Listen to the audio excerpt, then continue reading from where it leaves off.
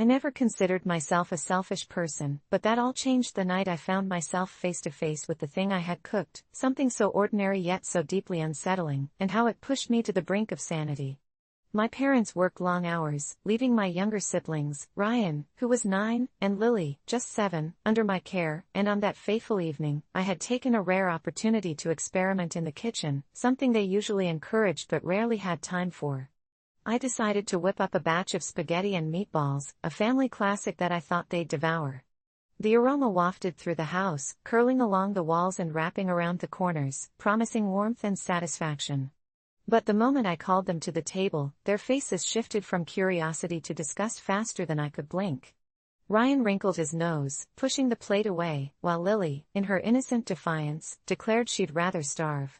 I felt a wave of embarrassment flood my cheeks. After all the effort, after all the chopping and stirring, all I received were pouts and tantrums from two kids who would have preferred a cold slice of pizza or, even worse, the remnants of the last week's takeout. I tried reasoning with them, explaining how cooking was hard work, that I put my heart into this dish, but they seemed impervious to my pleas, their whining crescendoing until I felt as if my skin was crawling with irritation. Finally, I snapped, "Fine, if you don't want to eat it, don't. I won't cook you a second meal." The silence that followed was suffocating, but their half-hearted whimpers melted into fake sobs as they pushed their chairs back and skulked away, leaving me to simmer in my frustration alone. I thought they'd go to bed hungry, perhaps even learn a lesson about appreciation. Instead, it seemed I was the one cast as the villain in a twisted fairy tale. After an hour of silence thick enough to cut through, filled with the dread of impending accusations from my parents, I heard a series of soft, rhythmic thuds outside the kitchen window. I approached cautiously, peering out into the darkening yard, feeling an unsettling chill envelop me. To my disbelief, I noticed two distinct shapes just beyond the glow of the streetlight, Ryan and Lily, not playing but standing still, their backs towards me. They wore their usual pajamas, but something was off, their postures rigid like puppets with tangled strings. "What are you two doing out there?" I called, but they didn't respond, they just stood there, unmoving. A cold fear crept into my stomach. I grabbed my phone to call for help, but the screen flickered, the sudden loss of battery rendering me helpless. I decided I'd had enough of this strange tableau and stepped outside, my heart pounding in my ears as I approached, calling their names again. As I got closer, the silhouette of my siblings twisted into something grotesque, their limbs began to twitch unnaturally, and before I could process it, they turned their heads in unison, their faces contorted into wide, eerie grins that seemed impossible for anyone who wasn't completely lost in madness.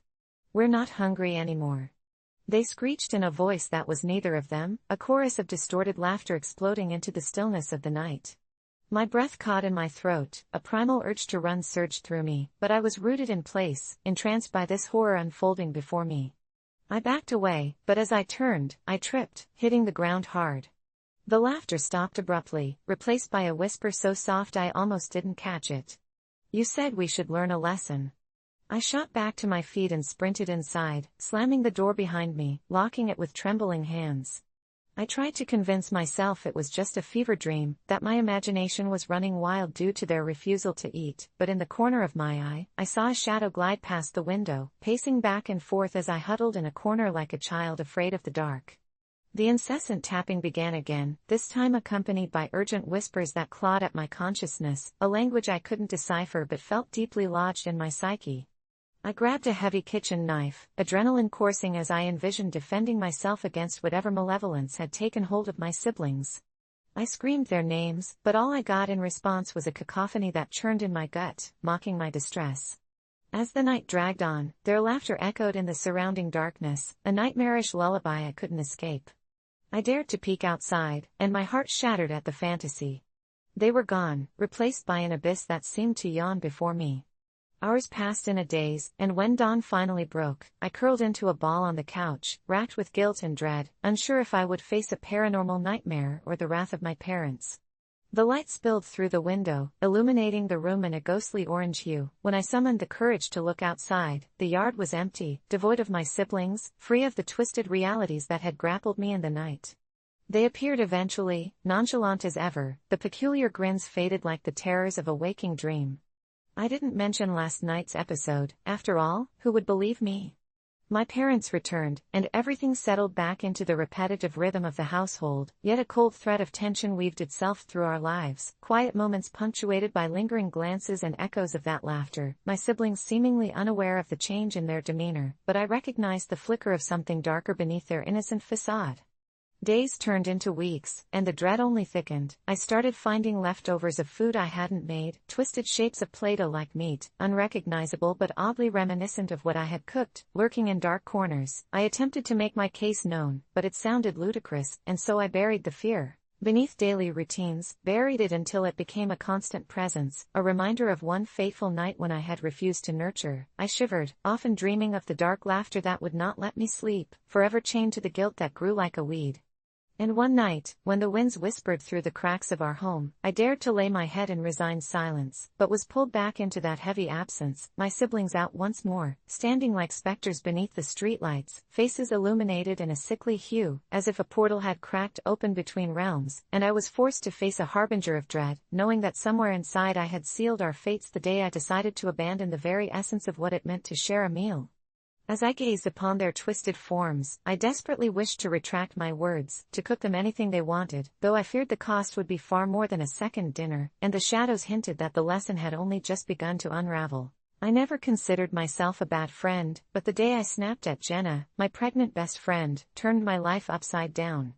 It started innocently enough. Jenna was over for the fourth time that week, her foot swollen like a cantaloupe, her back aching from all the weight she was carrying, and to be fair, the complaints were unending. Each time she plopped down on the couch, it was like an exorcism of woes, the nausea, the cravings that went unfulfilled, and her desperate need for a foot rub. I could empathize. Pregnancy was undoubtedly hard, but each session felt like I was hearing the same horror story on repeat. By the time she showed up on that fateful Friday evening, I was exhausted from a week of late shifts and even later coffee. As she sank into her supportive pillows, I braced myself for another round of grievances, and that's when it happened. "I just want one day where I don't feel like a beached whale," she lamented, and something inside me snapped. It wasn't even the comment itself, but the way her eyes glazed over as she spoke, like she was on autopilot, repeating the same verses in a never-ending song of misery. I'd had it. I turned to her, feeling my chest tightening with frustration, and said, "Jenna, I can't stand your complaining anymore. You're pregnant, yes, but you have to find joy in this somewhere, right? I get that it's hard, but damn it, other people have it worse than you." The words hung in the air, heavy and toxic. The laughter we had shared moments before died, her smile fading into a tight line, and silence enveloped the room like a cold blanket. I thought she'd laugh it off or throw a pillow at me, but instead, she just stared. Her reaction was haunting, her disappointment scalding, and for the first time, I sensed a dark shadow looming over our friendship. She muttered something that got lost in the tension before getting up and leaving, the sound of the door clicking shut echoing like a gunshot. At first, guilt gnawed at me. Had I been heartless? But then came ask you comfort, a whisper in my ear that maybe my words held some truth. The next day, a part of me expected her to text, to berate me or demand an apology, but nothing came.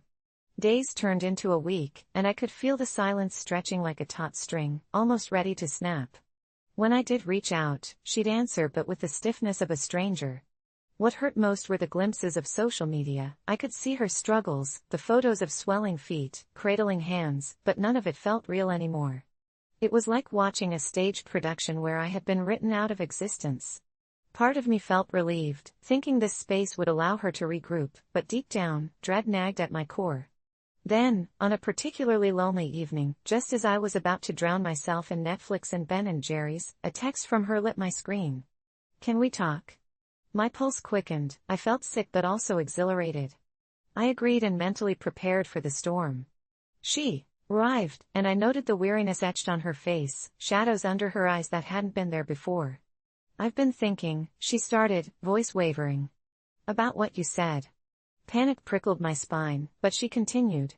"I've tried to conceal my struggle because everyone tells me I should be joyful, I should be glowing, but I'm not. I'm drowning, and I thought you, of all people, would understand." I opened my mouth to apologize, realizing she wasn't just pleading for sympathy, but begging for a lifeline.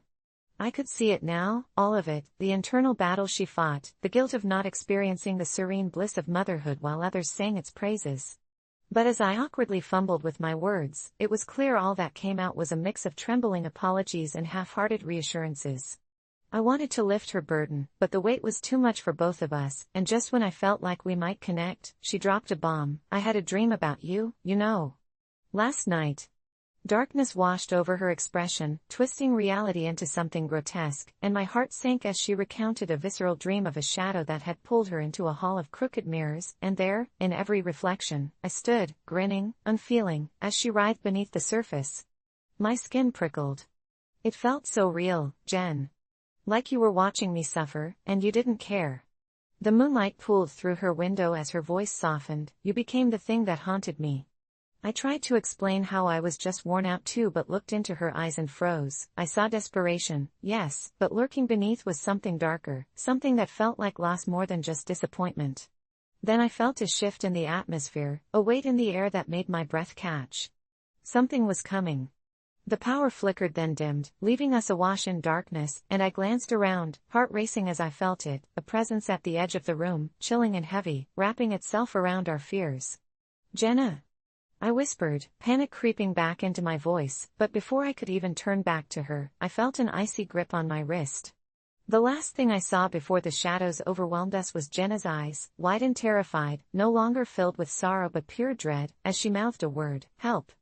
It was in that moment, amidst a palpable darkness, I realized that my inadvertent cruelty had unleashed something far more menacing than either of us could comprehend, and as the darkness closed in, I understood, we weren't just fighting between us, we were wrestling with the very horrors we had conjured, each complaint, each thought twisting into the shadows waiting to consume us whole. I never thought my wedding would end in chaos, but when my cousin Lisa showed up in a blood-red gown that clashed with the white theme of my ceremony, it felt like I'd walked into a horror movie instead of my dream day. I had been preparing for this moment for months, pouring my heart and soul into every detail, from the flowers to the music, all meticulously designed to evoke the purest enchantment, while I floated down the aisle in the lace gown I had envisioned since childhood, the embodiment of everything I had ever wanted. I remember the moment I spotted Lisa, standing smugly in the doorway of the venue with that gaudy dress that mirrored the sinister beauty of a vampire in some cheap film. I felt the air chill around me, my stomach twisting with a mixture of disbelief and anger. Didn't she know this day wasn't about her? The whispers of my friends buzzed in my ears, murmurs of disdain that fed my fury as I approached her, my carefully cultivated smile now plastered on my face like a mask. Lisa, why are you here? I asked, struggling to keep my voice steady, knowing the photographer was capturing every moment. I thought it'd be a nice surprise, she replied, her tone dripping with faux innocence. At that moment, I remembered every family gathering where Lisa had overshadowed me, every snide comment she had made that belittled my choices, and I resolved that today would be different. My heart raced as I glanced back at my fiancé, who had excused himself to handle a family emergency but had assured me moments before that he couldn't wait to see me in my dress. Deep down, I didn't want to cause a scene, but her presence felt threatening, malignant, like she was festering in the happy blooms of this day, ready to checkmate me. As I took a step closer, Lisa's eyes flashed with that familiar defiance that prickled the nape of my neck. "What's your issue?" "It's just a color," she responded, feigning ignorance, but the challenge in her voice stoked the fire brewing inside me. "It's not just a color, it's a wedding." I shot back, my fury bubbling to the surface as I wrestled with the decision weighing on my conscience. A part of me was screaming to turn back, to let it slide and just enjoy the day, but another part clung to the bubbling rage, a sense of justice that demanded action. "Leave. Now," I spat, my fingers trembling as I clenched them into fists. The guests' eyes locked onto us, an audience drawn into an unfolding drama that felt vividly alive as whispers rippled through the crowd, but rather than fear, I felt a surge of adrenaline at reclaiming my day, my moment. Lisa's facade cracked, anger bubbling up beneath her flawless skin as she opened her mouth to retort, but all I could think about was how tired I was of being walked over, tired of being the unobtrusive cousin, the forever witness to her eclipses, tired of everything that had been unsaid over the years. "You're making a mistake. This is ridiculous. You're ruining your own wedding. Over something so petty," she shouted, her voice cutting through the whispers, drawing me closer to confrontation. I could see the shock on the faces of a few of my aunts, the mixture of gasps and raised eyebrows filling the room with anticipation, but I had crossed the threshold, I couldn't stop now. With every ounce of resolve I could muster, I turned my back on her, striding toward the wedding coordinator, whose eyes widened in disbelief and then mirrored my determination. "Security, please," I commanded, my heart drumming like a war cry as I heard Lisa hiss behind me, the noise echoing with the venom of a snake cornered, but I pressed on. I knew what having her there meant. It wasn't just about the dress, it was about the years of her putting me in the shadows. Moments later, two burly men approached, their expressions neutral yet ready, and when they were instructed to escort Lisa out, the look of hurt and fury painted her face as she went limp, her shock overwhelming her defiance. "You'll regret this," she spat as she was guided out, each word a dart aimed at my heart. As I stood there, shaking but finally feeling light, the burden of her specter lifted from my shoulders, the weight of my family's toxicity unfurling in the dust behind her. The ceremony resumed, but I could feel the eyes of my relatives boring into my back, the murmurs of disapproval hanging in the air thick as fog, and I couldn't tell if they were aggrieved by my actions or secretly relieved to be rid of the drama Lisa seemed to constantly bring. My heart sank as I realized what I'd done. The moment of triumph had morphed into a shadow of regret, the whispers of bridezilla and family tension stirring uncontrollably around me like a whirlwind of judgmental stares. As the vows were exchanged and I glanced around, I couldn't shake the feeling that Lisa wouldn't take this lightly, especially with her threatening words hanging heavy in the air. After the ceremony, as the reception blossomed around me in joyful chaos, laughter, dancing, and so many smiles, my joy felt marred by the creeping shadow of guilt. Could I really celebrate a day that, in some way, felt marred by the act of banishment? I tried to brush away the thoughts, focusing instead on the love swelling in my chest for my husband and the genuine moments shared with our friends, but Lisa's presence loomed heavily in my mind like a specter waiting to strike. Days turned into weeks, and just as I thought I could forget about the wedding drama, my phone buzzed late one night, draining the color from my face. It was a group text from my family. My heart raced as I opened it to find a picture of Lisa in that hideous, blood-red gown, with the caption, "Some weddings should be cancelled." My stomach dropped like a stone as her slander spread through our family like wildfire. The rising tide of animosity was making its way toward me, wrapping around my throat, threatening to suffocate the joy I had fought for. Each Sunday dinner became an arena of cold silence, excluding me from family conversations as I was framed as the villain, and while I was initially defensive, the weight of isolation left me gasping. The day finally came when I was invited to a family gathering with an air of dread. As I stepped through the front door, I could practically feel the judgment dripping from the ceiling fixtures. I quietly made my way to the living room, my heart thundering loudly against my ribcage as I caught sight of Lisa, clad in white this time, sitting smugly at the center of the table like some dark queen surveying her territory. The tension gripped me like an iron fist, clenching my heart as unwelcome memories spiraled back. Her smirk twisted with cruelty was overwhelming, laying bare the extent of her hunger for vengeance. I stood frozen in place, contemplating my next move when Lisa's eyes met mine with a glint of sadistic glee, as if she had been waiting for this very moment. "Oh look, the bride graces us with her presence. Didn't you know weddings are supposed to be about everyone?" she quipped, laughter bubbling around her like a toxic potion, and just like that, the room shifted, murmurs erupting anew as I felt their eyes darting with interest between us. Her words were daggers, driving my insecurities deeper, igniting an inferno of rage within me, but instead of striking back as I longed to, all I could muster was a weak smile. "I'm glad to see you, too, Lisa," I managed to reply, forcing the words to escape, every syllable leaving a bitter taste in my mouth while her laughter washed over me like a tide, depending on the whispers of my family to feed her power. As the evening wore on, I noticed that my cousin didn't relent, sowing discord with poisoned words, planting unease in the hearts of my loved ones that grew more potent with every sip of wine. When I left that night, I felt the confines of my own family closing in, shadows whispering ever so softly, was I really the villain? But the truth was, standing at the edge of that wedding day, I had fought for myself in a world that always sidelined me, and even if the consequences were grave, I couldn't say I didn't deserve my moment of victory, however fleeting. So, AITA for having my cousin thrown out of my wedding? I don't know yet, but as I drive away, the question trembles in my mind: what kind of family comes together by building their foundation on the bones of betrayal? I should probably start by mentioning that my mom had always been a force of nature, a woman whose opinions could make or break the day. I used to look up to her, wanting to wear the same stylish clothes and have the same kind of confidence she exuded, but that changed after last year's family gathering when she casually mentioned I had gained weight over the winter. It wasn't said in a cruel way, but rather in her blunt, unyielding tone that left me reeling. At first, I thought about shrugging it off. After all, taste buds can drive the unwary to indulgence, but as weeks passed, I found myself trapping echoes of her words in the corners of my mind. Fast forward a few months later, we were preparing for my sister's wedding, a grand event that would showcase every family member and friend dressed to the nines. When my mom and I went dress shopping, I could feel anticipation buzzing in my veins, but it was bittersweet. Each dress was lovely, but as the sunlight grazed the mirror, it caught the fickle shadows of self-doubt, and every tug of fabric was accompanied by her scrutinizing gaze. Then came the moment I feared. She picked a stunning red dress and held it out like a trophy, but when I emerged from the dressing room, her reaction was not what I hoped for. "You know, honey, I think something a bit looser would suit you better," she said casually, her thin smile carrying an insidious weight. The words hung over me like a cloud threatening rain, and suddenly, all the mannequins seemed to close in around me, like they were whispering to each other. I felt the heat of shame creep through my cheeks, but something snapped. The soft, timid girl she had raised faded into the background as indignation bloomed. I stood there, heart pounding, and said, "AITA for telling Mom I will buy my own dress after she called me fat?"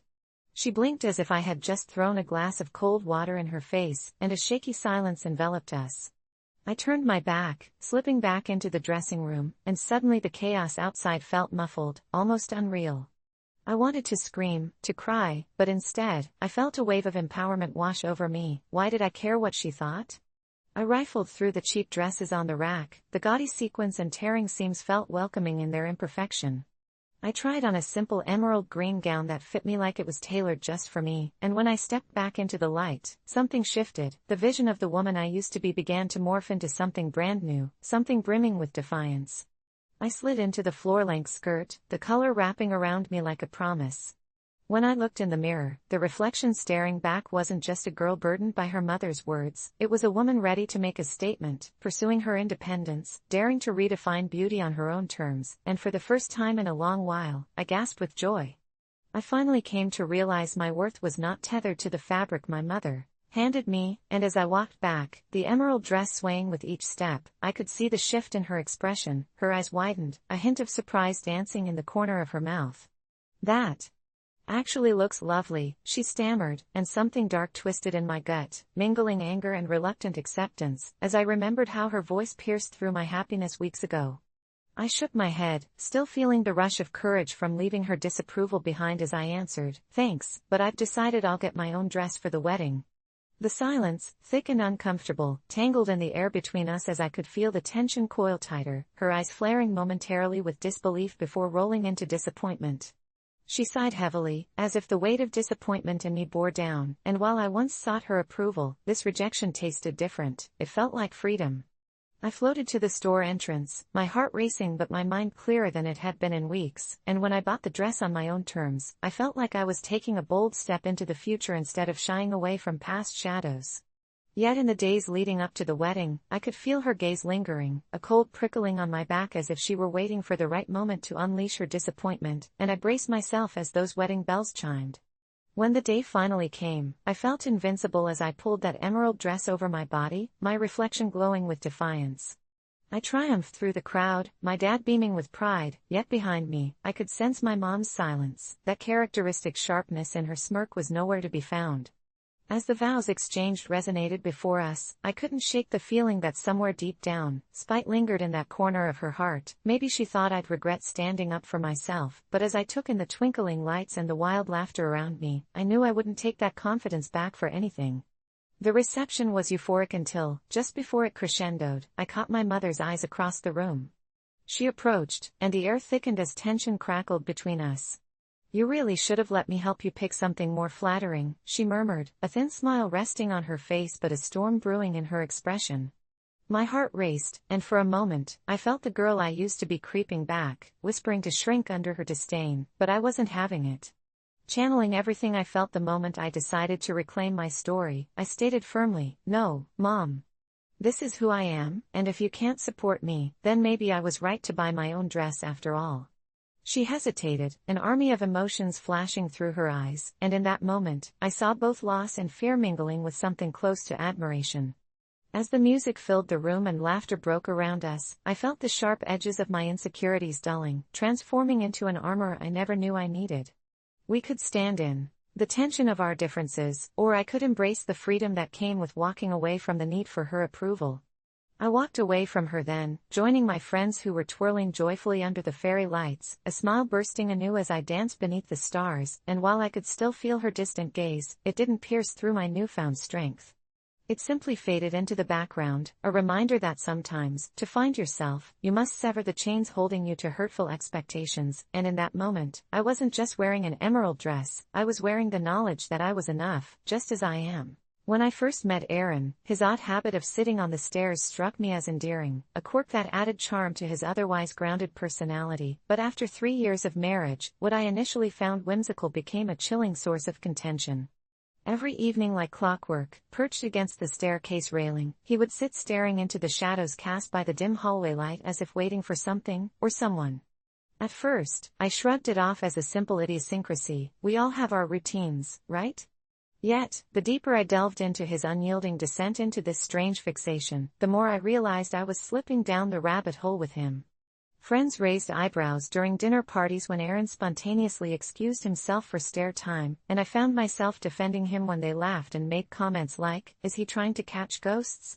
My own laughter had faltered awkwardly, but dismissing the behavior outright felt wrong. In my heart, I could feel something lurking in the back of my mind, that unsettling chill that crawled down my spine, whispering that something wasn't right. It wasn't until the night of the storm that I first started questioning his fixation as more than just harmless silliness. The lightning struck so close that the glass in our windows rattled, and the power flickered, plunging us into darkness. I stumbled to find my flashlight, but as I neared the staircase, a strange sound drifted from Aaron's post, a low, hypnotic hum, flowing like water over stones. My heart raced as I shone the beam toward him, but he appeared blissfully ignorant of my presence, completely entranced. Just then, the hum morphed into words, taunting me, whispering my name with an unsettling familiarity that sent ice through my veins. I wanted to reach for him, to shake him out of whatever trance he was in, but my feet felt glued to the floor, unwilling to break the spell. "Aaron?" I finally squeaked. He blinked, his gaze coming into focus, and the look of pure confusion on his face was like a shard of glass slicing through my chest. "What's wrong?" he asked, voice thick with sleep. After stumbling over my words, I told him about the humming, but he shrugged it off as a trick of the storm. The next day, I decided to do some digging, researching stair sitting online, and my stomach fell. It was a bizarre phenomenon some called positional meditation, with connections to cult-like practices, which began painting a sinister picture in my mind. I thought of confronting him but was paralyzed by fear. What if the quiet surrender to the shadows was a sign of something darker, a part of him I didn't know? Days turned into weeks, and the frequency of his stair-sitting escalated. Sometimes I could hear him murmuring, having conversations in a language I didn't recognize, while I became a ghost in our own home, hovering in the kitchens and bedrooms filled with toxic dread. One evening, desperation got the best of me, and I staked out in the hallway to confront him. I leaned against the wall, heart pounding, when I finally summoned the courage and confronted him, demanding he quit the odd ritual. But when I reached out, suddenly my world disintegrated as the air crackled around us.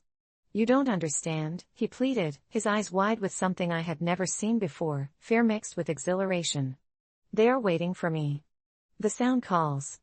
I felt ice twisting in my stomach. There it was, the singular rift between us, with me standing firmly on one side, desperately trying to pull him back from whatever abyss he tumbled into.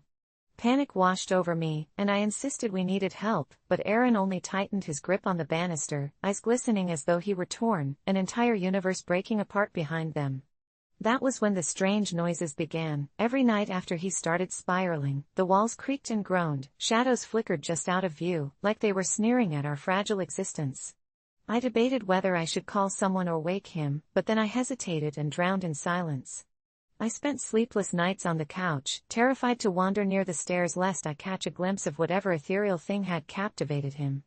Then one night, just when I thought I could accept our new distorted reality, I awoke to find Aaron standing at the foot of the stairs, staring up into the blackness, taking on an almost ghostly posture, unblinkingly fixated on the top step, where a pale, flickering light began to materialize.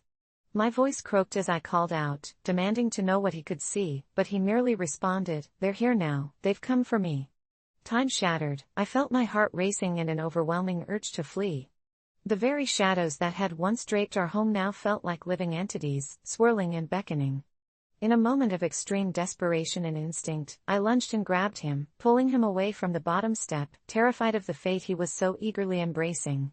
The light winked out with a pop, and he turned to me, rage and confusion flaring in his eyes before something in them dimmed, and he finally seemed to break free from whatever enchantment had gripped him. "What did you do?"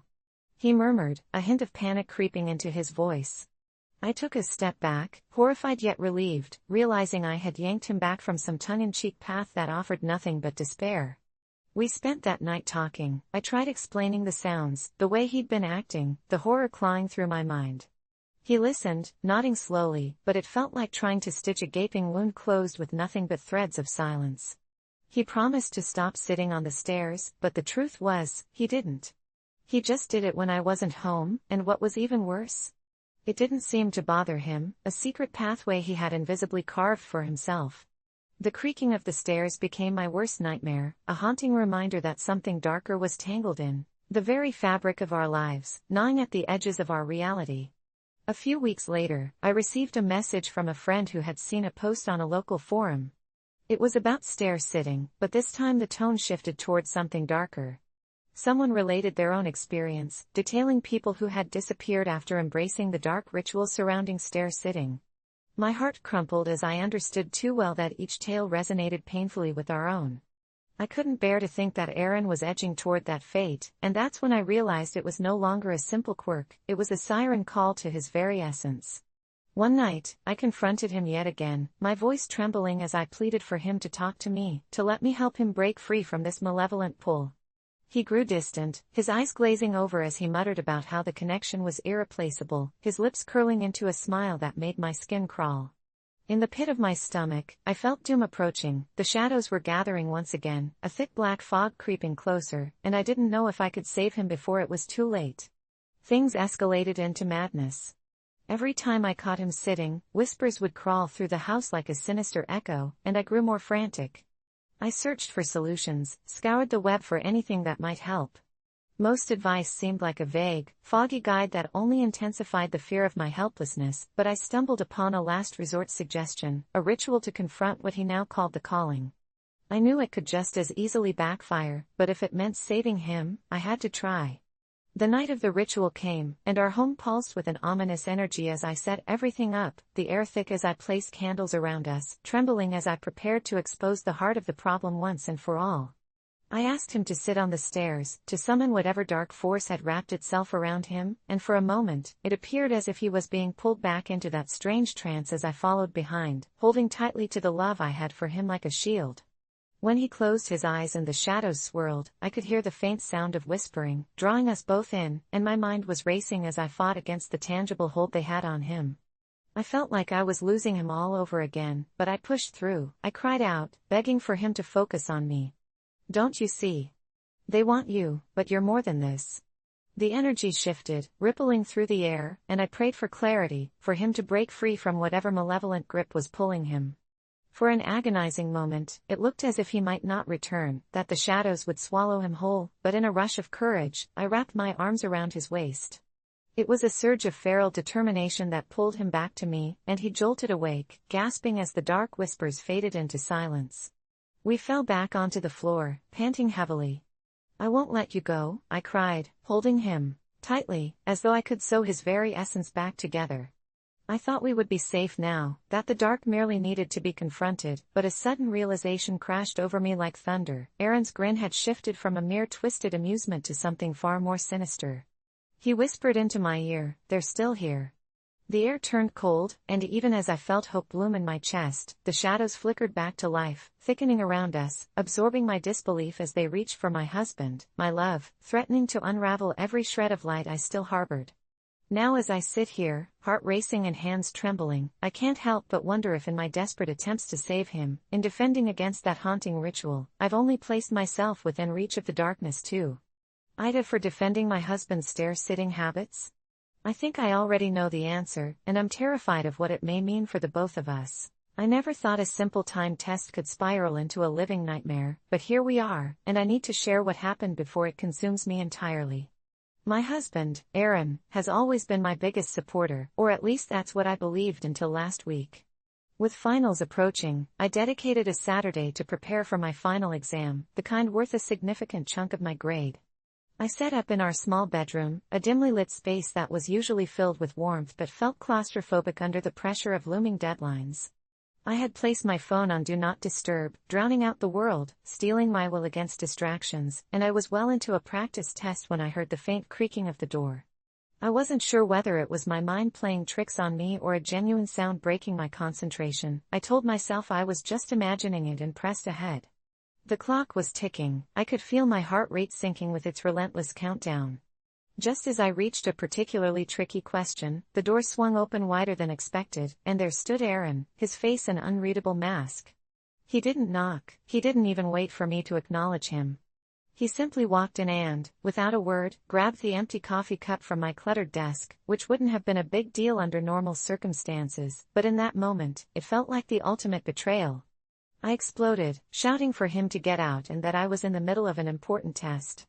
The look on his face morphed into confusion and hurt, making me feel worse almost instantly, yet a primal anger surged in me, an instinctive need to protect my focus at all costs, and I didn't realize I had crossed a line.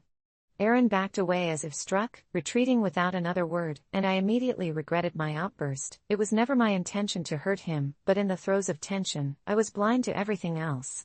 Shaking, I tried to refocus, but the heaviness of my guilt loomed larger than any countdown timer. When I finally returned to the living room post-test, my heart sank deeper. The usually vibrant space felt hollow, too quiet, with tension hanging thick in the air. "Aaron?" I called hesitantly, my voice a small echo against the silence. No answer. I felt a cold dread seep into my bones. I checked the kitchen, the bathroom, and then the spare room, but each corner of our home held only emptiness. Panic tightened my throat as I grabbed my phone, ready to text him, but just as I was about to fire off a message, I noticed my notifications lighting up. The group chat with my classmates was flooded with frantic messages. "Did you hear about Aaron? I can't believe it, they were right near the corner." And then the most chilling of them all, "They said his car is gone."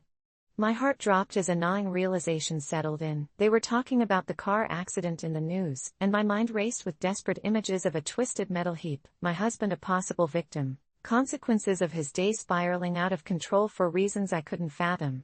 I raced to the living room TV, where a breaking news segment flickered to life, reporters framed by flashing lights, and there was Aaron's car smashed against a tree, completely unrecognizable. They were saying something about speed, a reckless driver, and I felt the world around me shatter anew with every word. Somehow, I remained stuck in my own head, trapped between the anger I felt moments earlier and the fear gripping me now, unable to disentangle from the chaos I had already created. It was my fault. I had shut him out during a moment of sheer panic, blinded by my own selfish needs. I dropped to the floor, tears streaming down my face as guilt twisted into a knot in my stomach. What if he didn't make it? What if my voice had been the last thing he heard? I couldn't bear the thought. I grabbed my things and raced out the door, my heart pounding like a war drum against my ribcage as I sped toward the hospital, weaving through traffic with reckless abandon. Every red light felt like a ticking clock reminding me that I may have lost the only person who meant anything to me. When I finally made it to the ER, a haze of white coats and muffled voices surrounded me, and I stumbled onto a nurse who stopped me, her face a mask of professionalism that seemed utterly indifferent, and my gut twisted with urgency. "Please, where is he?" The nurse looked down and spoke carefully, almost as if she were preparing to shatter whatever shred of hope re-entered my heart. "You'll need to wait, ma'am. We're doing everything we can." I felt my heart drop into the depths of despair as the minutes turned into hours, each tick of the clock a cruel reminder of my own actions. The waiting area morphed from an ordinary space into a suffocating chamber of dread where guilt gnawed at my insides, replaying our last moments together like a broken record. Finally, after what felt like an eternity, a doctor appeared, and my soul practically leapt into my throat. "He's stable," she said cautiously, "but he's unconscious. You can see him, but..." She paused, and the world around me faded out for a moment. "It's serious." The words felt like ice as I walked into the stark hospital room, seeing Aaron there, hooked to machines, wires snaking around him, face bruised and battered. Reality collided with my trauma, crashing into me with violent force. I approached the bed, heart heavy with emotion, wishing I could take back everything, shouting, turning away. I gently took his hand, squeezing it tightly as if my life depended on it. "I'm so sorry, Aaron. I never wanted this.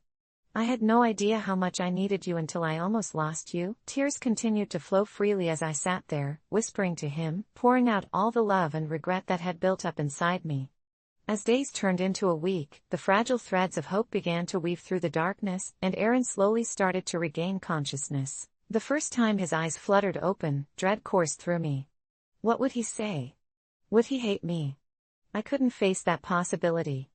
I held my breath, praying he wouldn't remember the fight, praying my words had reached him somehow. He turned his head slightly, squinting at the harsh fluorescent lights before his gaze fell on me, bewilderment etched across his face. "What happened?" He managed to croak, and for a moment, I felt a flicker of relief mixed with dread as I prepared to answer. This moment felt pivotal, but in his eyes, I saw forgiveness, possibly a reflection of my own guilt. Maybe he could sense the crushing weight of my regret, or maybe it was just the haze of pain killing every harsh thought. All I could do was nod and squeeze his hand tighter, letting the tears flow. "You got into an accident," I said softly. "You're here now. Just focus on getting better." We had a long road ahead of us, and in that uncertain future lay the lessons of a nightmarish reality, one that had shaken our lives and reminded me of the fragility of every moment we take for granted. It's wild how quickly everything can change, how a simple act of frustration in an innocent moment can lead us to the brink before bringing us back in character-shattering ways. It was in those darkest hours that I realized it was never about the test, but rather the love and understanding we have to nurture. Life is too unpredictable. I vowed never to take him for granted again. So, am I the asshole for shouting at him during a timed test? I'm not sure if that label matters anymore. I'm not one to air my dirty laundry in public, but this has started to feel like a living nightmare, and I can't shake the feeling that something isn't right. It began a few months ago when my husband, Greg, started bringing home a collection of vintage radios he found at estate sales. I thought it was a quirky yet harmless hobby, but soon his obsession took a twisted turn. He'd spend hours tinkering away in our dimly lit basement, meticulously restoring each radio, which at first felt endearing, but later it morphed into something more sinister. It was the way he talked to them, like they were old friends or confidants. He'd sit cross-legged on the floor, fiddling with the dials, murmuring, "It's all right, buddy, we'll get you fixed up soon," and I couldn't shake off the chill running down my spine each time I heard him. It drove me mad with worry, yet I brushed it off as one of those midlife crises that men seem to have. Then one night, after another exhausting day at work, I just snapped. I stood at the foot of the basement stairs, shivering as I listened to another muffled, almost pleading voice emanating from the radios, distorted but strangely urgent. Suddenly, a cacophony of static interrupted the night, and the voice seemed to weave through the cracks, promising unseen things like events to come or secrets better left unearthed. My heart raced, and I screamed down the stairs, "Shut up, Greg." It echoed in the walls, reaching an unnatural pitch as an unsettling silence fell over the room. I just wanted it to end, his nights of obsessive tinkering that pulled him deeper into madness while I stood helpless, watching him slip away, one radio at a time. He appeared moments later, confusion painted on his face, and I saw the way he almost flinched at my outburst. I panicked, feeling the weight of the night pressing down on me like a suffocating blanket. "It's not me," he insisted, his voice trembled, emotion heavy in the silence. But it couldn't have been anything else. I noticed a new radio near the stairs, an old RCA model with the eeriest of designs, weathered and tarnished, as if it had been pulled from a grave. "You have to stop this," I begged, my voice cracking, tears blurring my sight as shadows flickered in the corner of my vision. He turned away, mumbling something I couldn't decipher, racing back into the basement as the static returned, washing over me like a haunting wave. Almost nightly, Greg would descend into that basement filled with technological nightmares, each repair entrenching him deeper in a cycle, while I lay awake, haunted by the murmurings of voices that twisted through the floors like an underground river of secrets. The static grew louder, more persistent, rising in unison with my anxiety until insomnia claimed its throne. My husband, so consumed by whatever he was chasing, became a ghost in our home. I missed the small gestures, his laughter, and the warmth we'd once shared. You'll regret it, a voice floated from the radio one evening, its tone chilling, as if it were mocking my desperate pleas to save my husband and reclaim the life we once had. I decided I couldn't let it spiral any further. I rummaged through the basement one evening, ready to confront whatever was festering in the dark when I felt the radios watching me. More than just machines, they were menacing, malevolent eyes that drew me into their magnetic hold. That night, I pulled one from its place beneath Greg's clutter and brought it back upstairs, flinging it onto the kitchen table. "You want to talk?" I shouted, edging closer as I flipped the switch on. A jarring screech filled the air, and I immediately regretted the choice. I could have sworn I felt a chill grip my heart as I crouched near it. Rather than finding the static, I heard a voice clearer than before, yet it was Greg's, wrapped in layers of regret and something darker.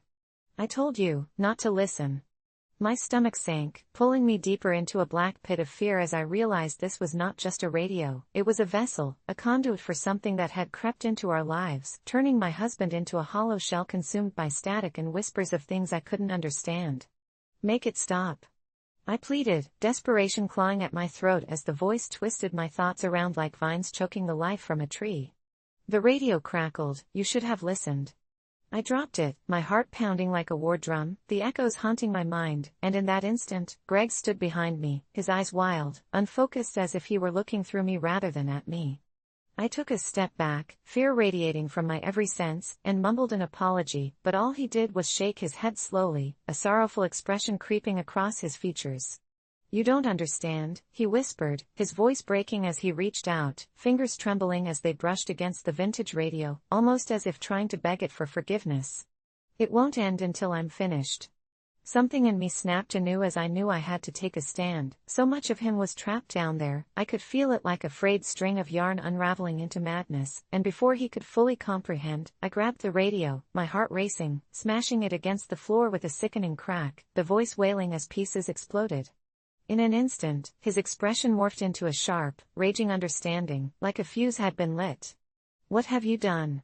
Silence fell like a heavy blanket as I held my breath, terrified I'd unleashed some unknown horror. When he lunged at me, it surprised even myself. I flung myself backward, landing against the countertop, my heart racing like a runaway train. "You're not yourself," I shouted back at him, my own panic-laden voice filled with the raw edge of fear. And suddenly, it became apparent, this wasn't just a hobby gone awry, it was something greater, clawing into every crevice of our lives, testing our trust, our love, and I realized that letting it consume us would mean losing everything I held dear. The basement rattled, a deep rumble emanating from below, as if the radios were screaming all at once, unseen cries of the damned that echoed through our home. I felt fragile from the weight it threatened to crush me with, and as I faced my husband, seeing the shadows of the old radio flickering behind him, despair washed over me. But it wasn't just despair, it was a promise, a whisper caressing my ear, warning me of the dark abyss waiting to swallow us whole if I didn't fight with everything I had left. "We can fix this," I shouted, emotions surging like tidal waves, "but you need to see the truth." His expression shifted, and for a moment, the shadows behind him seemed to relent, flickering like fading embers, as if my words echoed just enough to ignite a flicker of clarity deep within him. With each heartbeat, I felt the bond trying to mend, the air charged with the remnants of names unspoken and hopes tethered to unseen forces. "Please." I barely managed to breathe, tears flooding my vision. "I don't want to lose you." And just like that, something sparked in those hollow eyes. For a split second, I saw my husband emerge from the depths of shadows, an insistent flicker of warmth breaking through the cold facade. But then the shadows behind Greg twisted malevolently, deep laughter, sly and insistent, trickled out, reminding me of how close he had come to losing himself entirely. The moment shattered as I felt chilling breaths emanating from the ruins of the shattered radio, its remnants still alive with echoes of things unnamed. I stormed out, but as I reached the front door, turning back nervously, my heart sank. His silhouette was gone, and in its place was an impenetrable dark, with static rising hauntingly in the air. "Shut up!" I screamed into the void, a raw shout of defiance against the encroaching darkness. In the eerie stillness that followed, I genuinely wondered if I would ever get my husband back, or if he was now nothing more than a note in a forgotten song, static lost to the frequencies of madness. And now, as I type this, I keep glancing at that basement door, terrified that one day I might hear his voice calling, urging me to join him in the void, asking if I would finally understand what it meant to listen. Or if in that moment, I'd finally lose my last chance to save him from the creeping horrors that whispered in the night. I never thought that a simple no could spiral my life into a relentless nightmare, but then again, I think we often underestimate how quickly the human mind can twist itself into the shape of malice. It all started when my neighbor, who I had always considered friendly, knocked on my door one chilly autumn afternoon. He was desperate, explaining that he had family visiting and no parking space available, pleading for just one day's use of my extra spot, something I had meticulously preserved since my brother had passed. I felt guilty, even as I formed my words, recalling that it wasn't my responsibility to accommodate him. "I'm sorry, but I really need that spot," I said firmly. He blinked, disappointment flashing across his face, and for a split second, I worried I had crossed some invisible line. "Okay, suit yourself," he replied, his voice slipping into that unsettling calmness that made the hairs on the back of my neck prickle. That evening, I settled into my usual routine, but the air in my apartment felt thick and stifling, as if the walls themselves were eavesdropping. The next day, I noticed my neighbor's car parked in front of my driveway, blocking my entrance. It wasn't the first time this had happened, but now it felt like a direct challenge. I stepped outside, greeted by a swollen sense of dread. "Could you move your car?" I called out, forcing a smile that felt feeble. His response sent chills racing along my spine. "Not my fault your spot is empty, is it?" From then on, it felt like a war, each day adding fuel to the fires of resentment. He called in false complaints about my late-night music. Neighborhood Watch was informed that I had too many guests parked out front, and it wasn't long before I realized he made it clear to others that I was a nightmare neighbor. The whispers slithered through the streets like an unwelcome fog, suffocating every connection I'd formed in the block. Isolation wrapped around me, a warm but suffocating blanket. I went to my car one moonlit evening only to find it scratched, deep gashes carved across the pristine paint. I stood there, heart racing, and it hit me that this was no coincidence. When I confronted him, he merely laughed, a cruel, hollow sound that haunted me even in my dreams. It wasn't long before every friendly face in the neighborhood turned away, lost somewhere in the disarray of rumors and twisted truths. I decided to take a different route and began documenting everything, each incident meticulously noted in a notebook, the complaints, the damage, the ominous notes slipped under my door. It felt sensible at first, like a lifeline thrown into a pool of chaos, but as the pages turned, the act felt increasingly paranoid and desperate. One night, racked with anxiety, I curled up on my couch with a few glasses of wine, hoping the alcohol would dull the sharp edges of fear. While grappling with insomnia, I decided to check my doorbell camera, both for shreds of sanity and evidence. I just wanted to run through the footage of the night I had scratched paint. To my horror, I discovered something I could never have anticipated: my neighbor standing outside, wearing a thick black hoodie, his face obscured beneath the darkness of a winter night. He loomed by my car, pouring some clear liquid onto the trunk. It shimmered like a bright star when it caught the light. I panicked, realizing I had forgotten to lock my door. Shoving past the beers and the remnants of junk food, defense mechanisms against the chilling apprehension now boiling my blood, I ran to the door, my heart pounding a thunderous rhythm. I flung it open, but he was gone, leaving behind an echo of laughter that felt like ice spilling through my veins. The next day, I filed a police report, but the officer, a weary middle-aged man with coffee stains on his uniform, seemed more amused than concerned. "Just a neighbor dispute, ma'am, nothing serious," he chuckled, dismissing my escalating paranoia while I insisted through gritted teeth that his actions had crossed an unsafe line. Days turned into weeks, but the situation escalated. One morning, I woke to find my entire car was covered in eggs, some smashed and gunky, the others still intact like rotten grenades. I could no longer discern the difference between reality and a waking nightmare. Was it even possible for someone to be that vindictive? A dark reflection of my own thoughts bubbled up, suggesting maybe this monsoon of chaos wouldn't end until I retaliated, until I dove as deep into this nightmarish rabbit hole as he had. But just as I found a tiny ember of resolve within, unease cloaked me as I spied him staring at me one lonely afternoon, a wide grin plastered across his face. It twisted something inside me. Perhaps this was all a game to him. I sought answers, diving into deeper roots. I tracked whispers of past neighbors who had endured their own terror at his hands, piecing together a fractured narrative that revealed a history soaked in acrimony. Each encounter morphed into dread, the shadows thickening with lies. The sense of friendship had crystallized into something sinister. My final attempt to reclaim my space felt extravagant, even foolish. I tossed out everything I had documented and staged a confrontation I knew bordered on insanity. The night felt thick with foreboding as I cornered him outside, demanding he leave me alone, but he merely laughed again, that infuriating, deep sound that wrapped around my consciousness like a vice. Why don't you focus on managing your own space instead of wasting time at my door? His words rolled over me like a cold wave. In that moment, I recognized the absurdity of trying to fight someone so twisted, so bent. I stepped back, something inside me fracturing as I muttered, "You'll regret this," my voice small, an echo of fading confidence.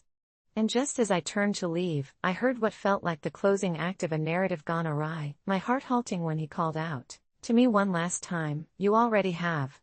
I drove that evening, not to work or friends, but to the edge of sanity, piecing together the tangled web of fear and loathing that had bared itself in my life. It took time, but in those shockingly still moments, clarity descended upon me. I understood my only option to end this sick game was to move away permanently, to cleanse myself of the taint of his shadowy presence. As I packed, every belonging stripped away from the condo felt like an entanglement burnt from me. I left that apartment a shell of who I was, yet had it ever truly been mine? I shrugged off the weight of his existence like a snake distilling its skin.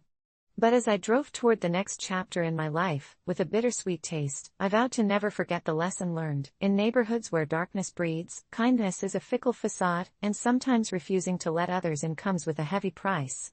I've never thought I'd question my own sanity, but last summer changed everything. It all started when my best friend, Sarah, announced her engagement. Sarah was someone I grew up with, and we've shared everything from childhood secrets to adult heartbreaks, so when she asked me to be her maid of honor, I felt honored but terrified. The wedding was grand, extravagant by every measure, and I wanted everything to be perfect for her. That's when the dress came into the picture. The moment I saw it, I felt my stomach tighten. The floor-length silk gown was beautiful, but the plunging neckline and sheer sides left little to the imagination.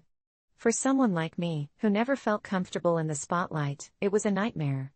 As if sensing my hesitation, Sarah insisted I look like a hot bridesmaid because the dress is meant to show off our beauty.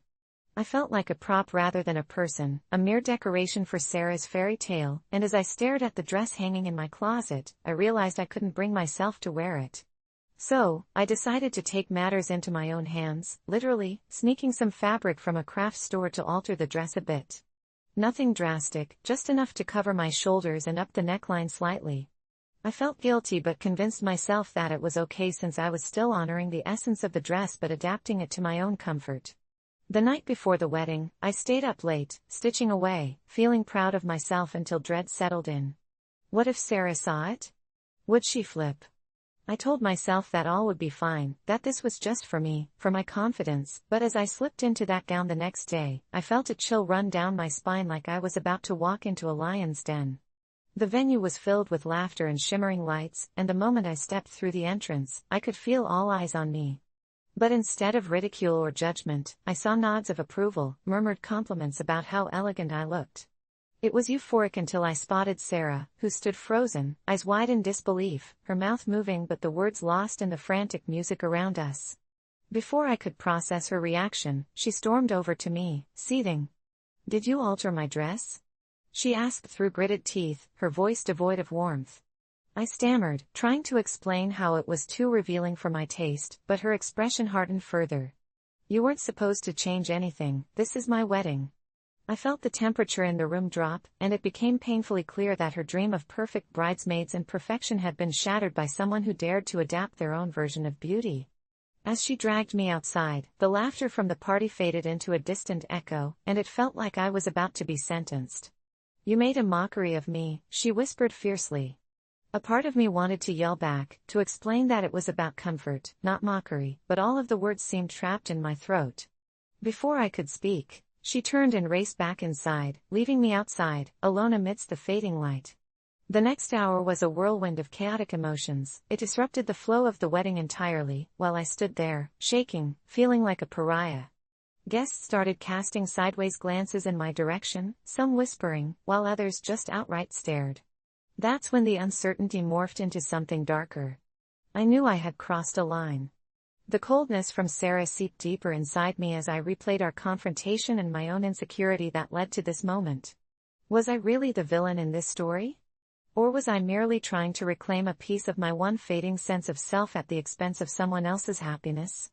After the ceremony, I retreated to the bathroom, convinced I needed to gather my thoughts, but as I approached the mirror, I noticed something uncanny about my reflection. My altered dress, the fabric I thought was meant to help me, seemed to distort my own likeness in an almost grotesque manner. The neckline I was proud of now began to look jagged and monstrous, the sleeves felt like chains wrapping around me, pulling tighter and tighter. I blinked, and for a fleeting moment, I swore I saw another face, a twisted, smirking mask that looked like me but wasn't. I staggered back, suddenly feeling like I was trapped in someone else's nightmare. Shaking my head, I took a breath, reassured myself that it was just my mind playing tricks, but the fear crawled deeper into my bones. When I finally left the bathroom, I found the reception room in chaos. Sarah was surrounded by a group of bridesmaids, enraged faces all around her, casting accusatory glances at me like I was the villain in their beloved tale. The apprehension in the air was palpable, every laugh a bit too sharp, every cheer unnaturally loud. Before I could even register what was happening, I heard whispers form into words, accusing me of sabotaging the wedding, of making my insecurities the focus of Sarah's big day, as if I was some attention seeker reveling in the chaos I'd concocted. In those moments, I felt their judgment slice through me like a dagger, and that's when I caught sight of my own reflection in the highly polished plates scattered across the tables. I looked at the corrupted image of myself in the dress, and suddenly it struck me, I wasn't merely altering a dress, I was trying to alter my reality, to fit into a world where I didn't belong, where beauty meant something else entirely, something that warped my very sense of being. The music played on, the chaos intensified, and I felt a desperate urge to escape, to shed the skin of my own creation. I turned and fled while they continued to hurl insults behind me, the laughter losing its warmth, becoming a cruel echo that taunted my every step. That night was a blur, a prison of my own making that left me shaken, haunted by the reflection of what I had become. The next morning, Sarah and I spoke. She never forgave me, claiming I ruined her day, that I should have understood the importance of sacrifices for the sake of friendship. But as we parted ways, I couldn't shake the feeling that my desire to alter that dress, to claim my own narrative, had unleashed something far more sinister. I'd broken a bond not just with her, but with a version of myself who sought acceptance in a world where the beauty seemed so unforgiving, and I became a specter of that night, roaming through my thoughts, knowing in the deepest chambers of my mind that sometimes, you might not just alter a dress, you might alter the very fabric of who you are, and in doing so, you risk losing everything that you held dear. I never thought I'd be the one caught in a tug-of-war over life and death, but when my father chose to prioritize his fiancée's surgery over my own, I couldn't help but feel like a ghost haunting the edges of his life.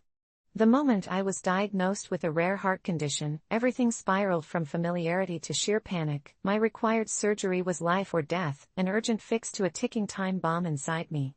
My dad, who had always been both my rock and my tormentor, became distant as soon as his new fiancée entered the picture, an almost cartoonish figure with a flashy smile and an obsession with yoga that somehow transformed my father from the caring dad I remembered into an oblivious shell wrapped around her every whim.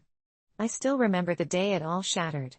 I had been staring at the sterile hospital ceiling with its bright lights flickering like the last breaths of hope when my father strolled in, a confident grin plastered on his face, oblivious to the storm brewing in my chest. "Guess what?" he exclaimed, shattering my concentration. "Diane finally got the necessary approval for her surgery. It's next week."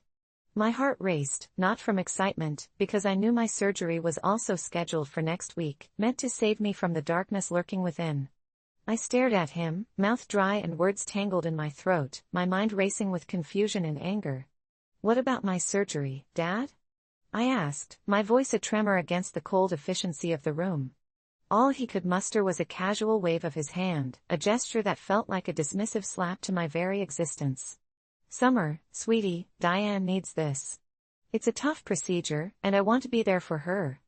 At that moment, it dawned on me that I was no longer the priority in his life. His fiancée was the one who needed nurturing, love, attention, everything I had hoped my father would give me as I faced the specter of death. The reality hit me like 1,000 tiny hammers. He chose her over me, and I felt discarded, like a broken toy with no real value. I spent the days leading up to my surgery in limbo, wondering how blood could run thicker than water when mere affection had suddenly paled in comparison to a woman who gained my father's affection only recently. I didn't understand how he could be so blind, so utterly subsumed by her charm that he neglected the urgency of what was at stake, his own flesh and blood. On the day of the operation, nurses wheeled my gurney down the long, sterile hall, and as I passed the waiting area, I spotted him. He sat there, hand clasped over hers, laughing at something she said, laughing at the uncertainties of life, completely oblivious to my imminent fate. I felt my heart pounding in my chest, not with fear of the surgery but with rage and betrayal. They were just at the other end of the hallway, and as I was rolled on by, the moment felt like a goodbye, like I was surrendering myself to the uncertain void, pushed aside for someone who had only stepped into the picture months before. I woke up in recovery, groggy and disoriented, feeling as though I had been torn from one world and thrown into another. Dazed, I scanned the room, hoping against hope to see my dad. Instead, only an empty chair remained. I called out to a nurse, my voice cracking, feeling abandoned and lost, needing comfort, just wanting to know I mattered, that I was worth fighting for. She offered a sympathetic smile and squeezed my hand gently. "He's with Diane, dear, she had a complication in her procedure." Those words struck me like a thunderous drum, the realization that I could have been lying in a casket, my father by her side, his heart beating for her while mine lay cold. The pain morphed inside me, it was no longer just physical but a fiery bitterness. I didn't care how selfish I sounded, I was allowed to feel anger at the man who chose someone else over his own daughter. Days merged together, and every time I found the strength to look for my dad, he was still there with her, spinning tales of shared laughter while I lay bruised and silent in the hospital. When we finally spoke, I confronted him, my emotions overflowing like a flood, raw and unrestrained. "You chose her, Dad. You chose her over me," I said, tears streaming down my face. "You took her side, and I was alone." The silence that followed was the sharpest knife through my heart. A slow realization washed over him, but all I saw reflected back was disbelief. "No, it wasn't like that," he shouted, his voice thick with panic. "You're my daughter. You know that." But the words rang hollow, echoes drifting into the void where our bond had once thrived. I left the hospital feeling like I had lost more than my father. I had lost the last semblance of family I clung to, my will to fight diminished by someone who never cared to unravel the damage she had caused. Days turned into weeks, and news of Diane's shaky recovery filled my dad's voice every chance he got while still making excuses for his absence in my life. When I learned she was finally stabilized, I confronted my dad one last time. "You have to make a choice," I whispered, my heart racing as adrenaline coursed through me. "It's either me or her. You can't have both, not while I'm fighting for my life and she's taking everything from me." His face paled, and for the first time, I saw clarity in him, as if my words had finally threaded through the fog surrounding his mind. But instead of answering, he looked away, avoiding my gaze, and my heart shattered all over again. It was then I realized, the true betrayal wasn't his choice to love someone else, it was a choice he would always make, to love her more. Walking away from him that day felt like my own funeral, a weight lifting from my chest as I stepped into the cold air, a marionette severed from its strings. So, yeah, AITA for telling my dad he made a choice between me and his fiancée when he prioritized her surgery over mine? I don't think so. I just wanted him to see that he wasn't the only one who knew what it felt like to stand at the crossroads of life, and without him there to choose me, I simply had to learn to choose myself. I had always been a proud, open-minded person, but the moment my husband suggested hosting his niece and her friends for a weekend, my heart sank into my stomach like a stone. "They're just kids," he said when I expressed my discomfort. "It'll be fun." I smiled weakly, but a knot twisted in my gut as I remembered the incidents that had taken place in our small town recently, reports of children disappearing, strange eyes watching from the shadows, whispers that drifted across the playground late at night. It wasn't the kids themselves I disliked, it was the haunting feeling that something was terribly wrong. The first night they arrived, laughter filled our home, but it was an eerie kind of laughter, one that clawed at my insides. The kids immediately started playing hide and seek, but not under the usual terms. They seemed to forget the boundaries, darting into rooms we hadn't even entered yet, giggling and peeking out like they knew secrets we didn't. I felt like a ghost in my own house, stuck in a nightmare where I was simultaneously an unwilling host and an invisible observer. When they invited me to join their game, my skin prickled. I declined, saying I had work to do, but that only seemed to amuse them more. Their eyes glinted in the soft glow of the living room lamp, and every time they glanced my way, it felt as if they were sharing silent jokes I wasn't privy to, a joke at my expense. As night fell and I tried to tuck myself into bed, the sounds of their whispers drifted through the cracked walls of our old house. I could have sworn I heard my name amidst their giggles, calling me out as if it was a part of their secret game. The next day, I decided to take a bold step and talk to my husband, laying out my worries, hoping he would see the truth of the situation. I just don't feel comfortable with them here, not with everything going on, I admitted, my heart racing as I spoke. He frowned, looking hurt, and I instantly regretted my honesty. So you're saying our niece and her friends are a danger? His voice was low and sharp like ice. I opened my mouth to explain, but the words felt too large for reality. He turned away, dismissing my fears as improbable paranoia.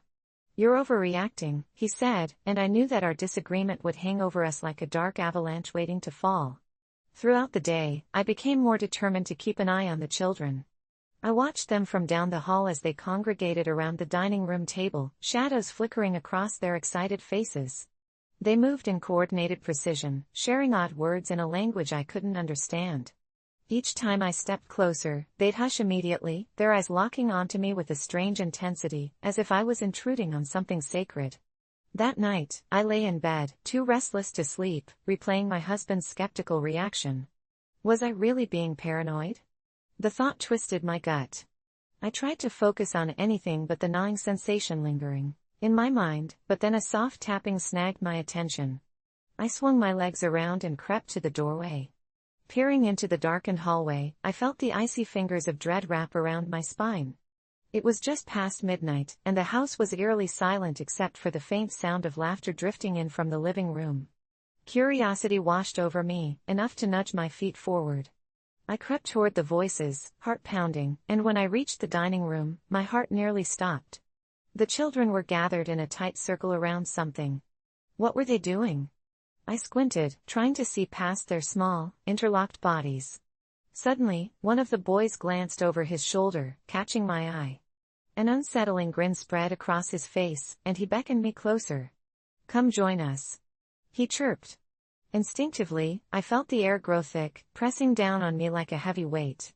No, I called out, my voice trembling. What are you doing? A round of giggles erupted, and the girl standing in the center lifted something high above her head, something glinting in the dim light. My breath caught in my throat as I realized it was a stuffed animal, but it wasn't just any stuffed animal, its fur was soaked, dripping an unnatural shade of red that pooled onto the floor. Look! Another child exclaimed, excitedly pointing at the gory toy. It's alive! My heart raced, and panic surged through my veins as I stumbled backward. They were all looking at me now, their expressions shifting from giddy playfulness to something dark, something twisted. The insistent tapping of their fists against the table echoed in the stillness, a morbid rhythm that sent chills shooting down my spine. "Wanna play?"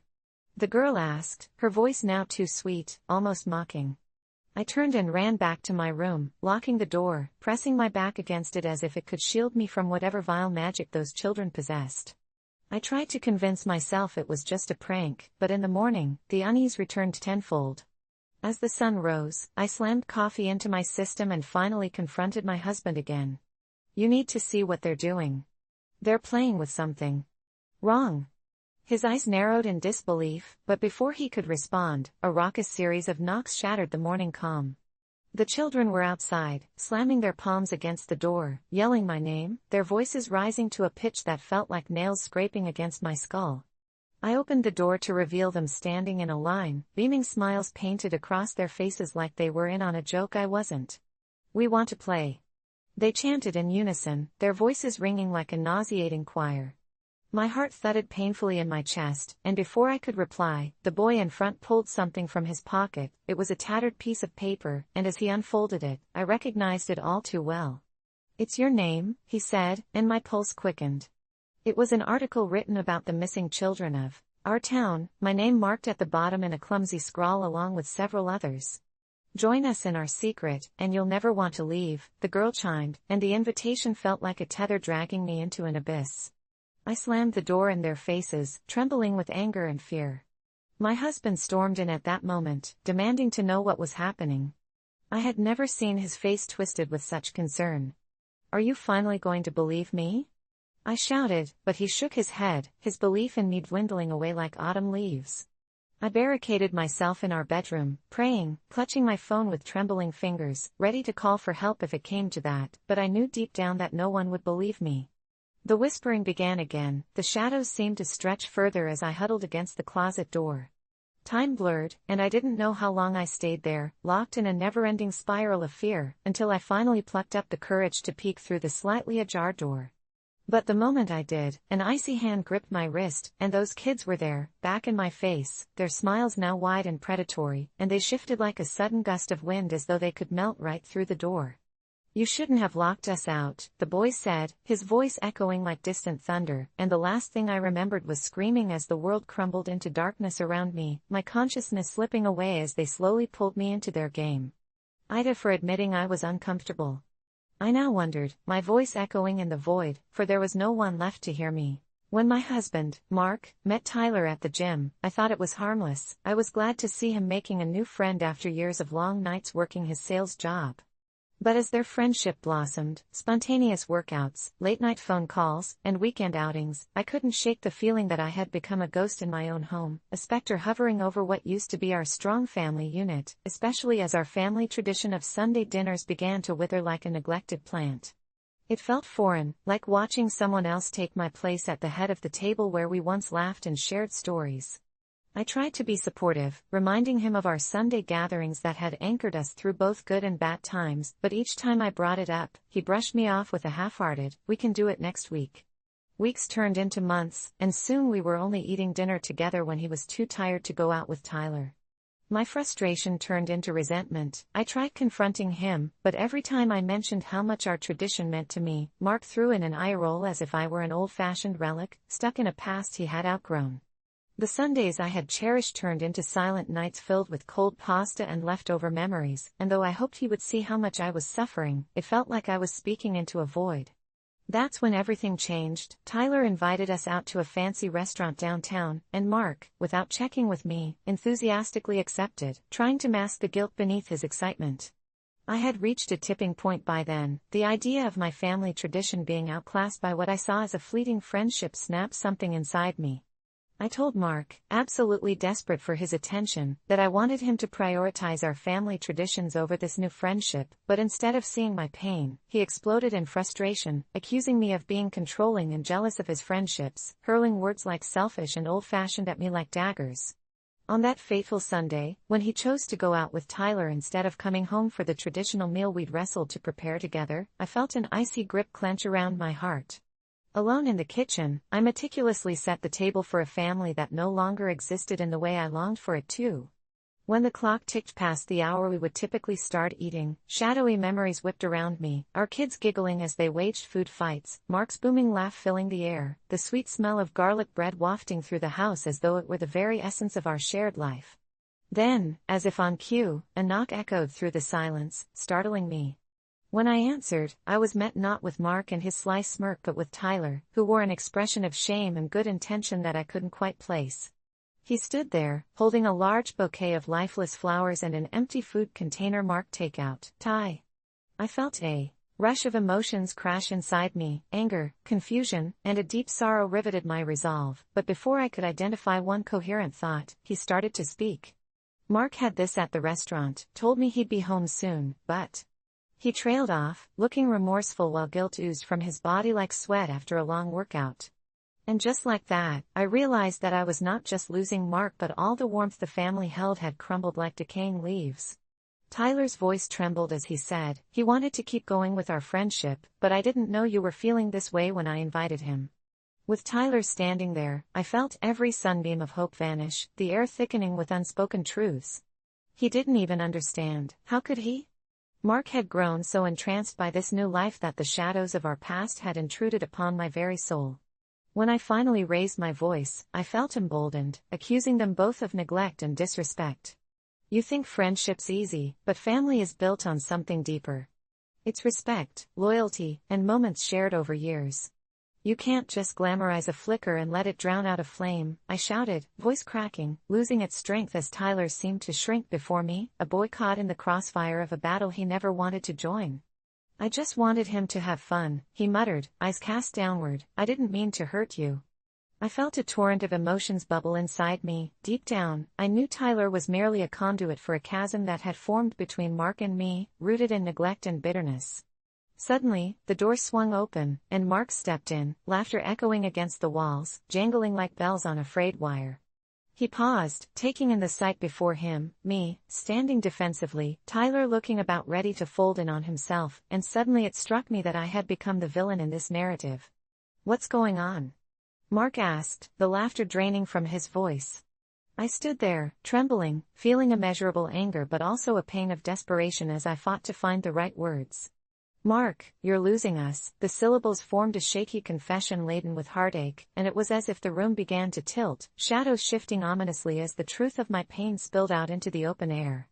In that agonizing moment, vulnerability consumed me, and I saw Mark's face crack open, confusion swirling with realization.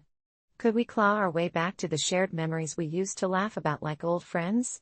Could he embrace our tradition instead of dismissing it for something ephemeral?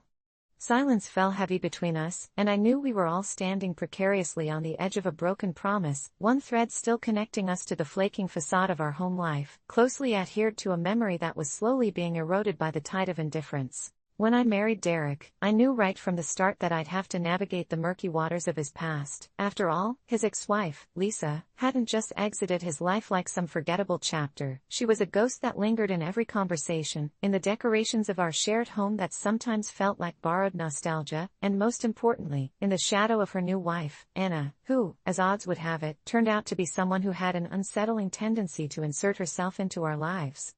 It all came to a head one gloomy afternoon in early November, when Derek and I had just settled into our weekend routine of lazy brunch and Netflix. My phone buzzed with a message from Lisa, and I braced myself for the usual pleasantries, some innocent inquiry about the kids, maybe, but as I opened the text, I found Anna's name splattered across the screen. I heard you don't want to meet me. That's okay, I understand your feelings. It rattled me, and I tried to shove the inexplicable anxiety down, telling myself it was merely a misguided attempt at something resembling friendship. The truth was, the more I read about Anna, the new wife in a life that should have been severed from Derek but wasn't, the more I could feel the small hairs on the back of my neck prickle, sharper than any ghost's whisper, and it wasn't long before my polite refusals morphed into something darker. I told Derek I didn't want to meet her. He frowned as if he was about to argue, and years of marital negotiations played out in my mind, but thankfully, he kept his mouth shut, a shift I accepted, thinking perhaps he was on my side after all, until one fateful Friday night when the walls felt too thin and the shadows seemed to breathe. I woke in the middle of the night to a banging sound, loud and urgent, enough to rattle the very foundations of our home, but panic surged through me when I realized the noise was coming from the back door, where our kitchen met the dim alley behind our condo. I grabbed my phone and crept toward the sound, heart hammering in my chest, but just as I reached for the door, a figure darted into the darkness, a fleeting glimpse that caught my breath, Anna, standing there for just a second before vanishing into the abyss, and I swore I could taste her defiance in the air, a bitter tang tinged with a sense of ownership that made me feel as if she was daring me to come out and play. All the warning bells were clanging in my mind. One moment, I felt frozen, and in the next, I was racing back to my bedroom, where Derek slept soundly, blessedly unaware of the chaos of women that seemed determined to ruin our lives.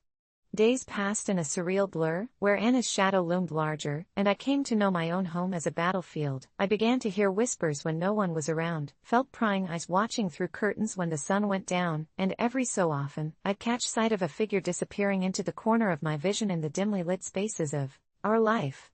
It got to the point of paranoia. I convinced myself Anna was playing some cruel game, trying to push me into a confrontation that, for her, would be thrilling, as if my refusal to engage with her was some sort of challenge she was determined to win. I lashed out at Derek more than ever, accusing him of being too close to his past, a ghost silently haunting our house even during daylight hours.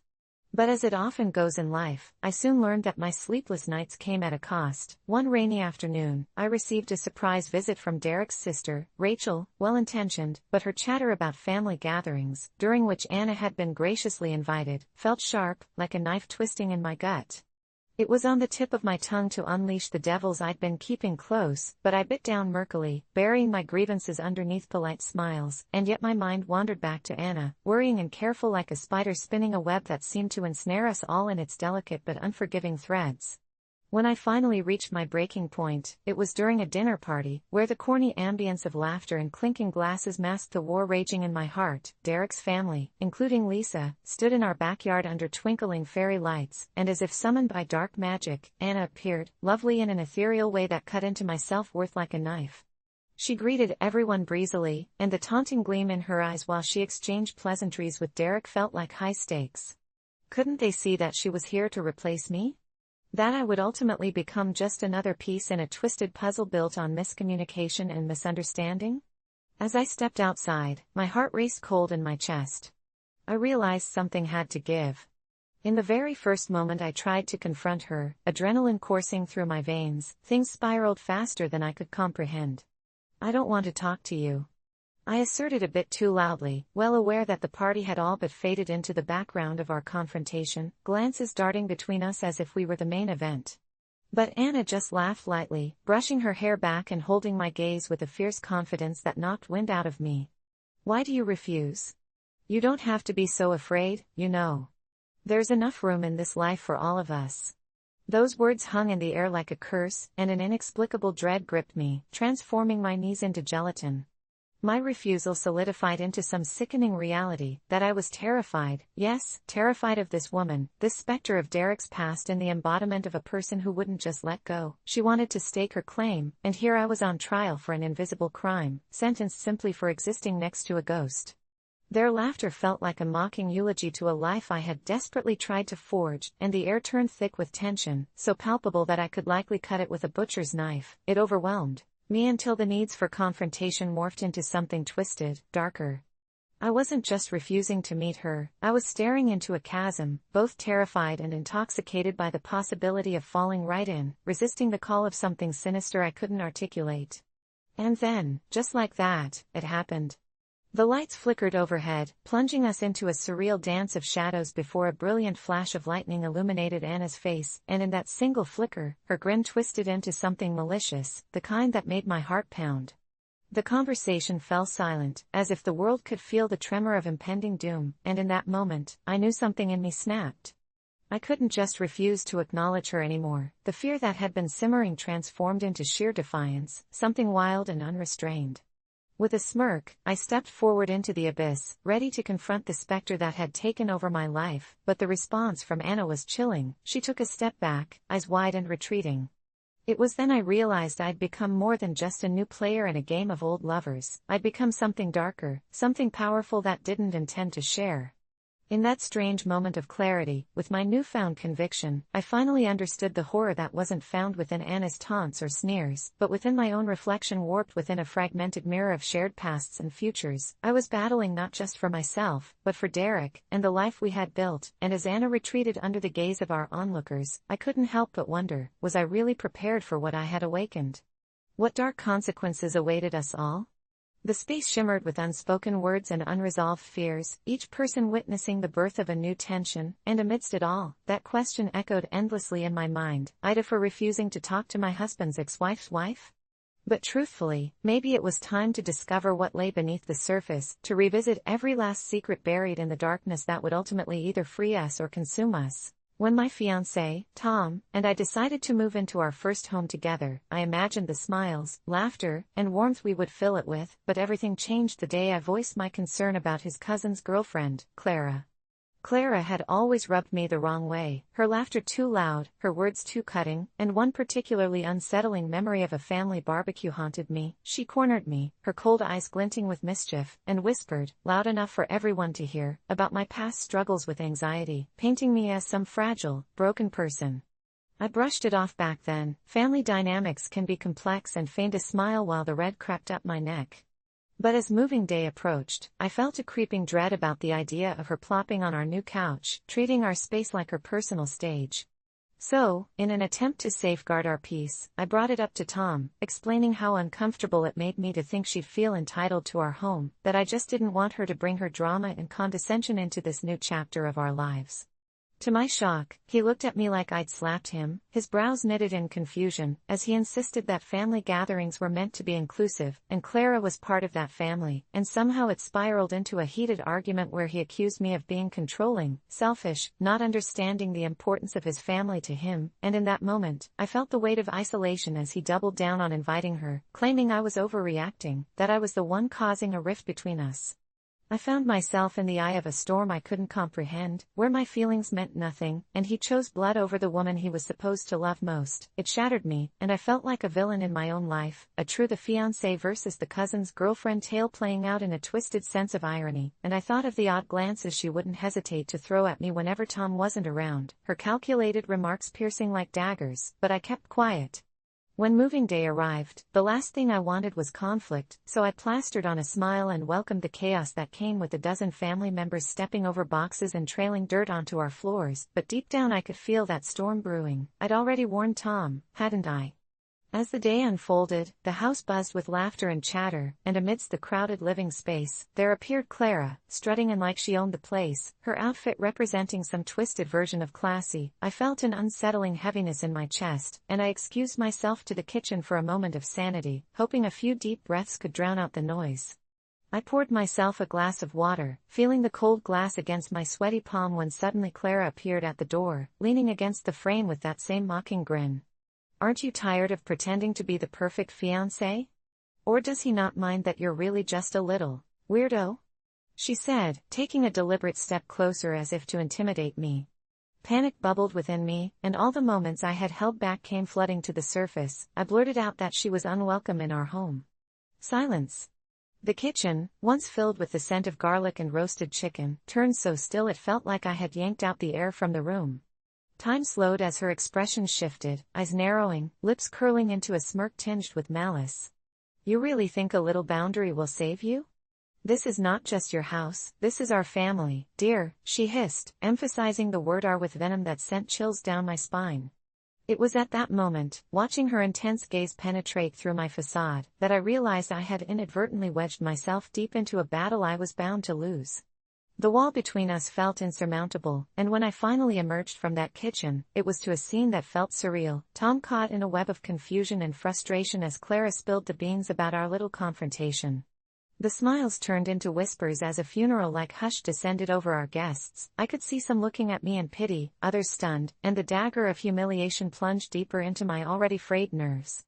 It felt like I was standing on a precipice, the ground trembling beneath me, and in a split second of sheer panic, I realized I was not the only one threatened by this shattering tension. Tom's eyes flashed with anger, disappointment, and betrayal, and before I could explain, I felt the cold weight of the room's judgment tighten around my throat.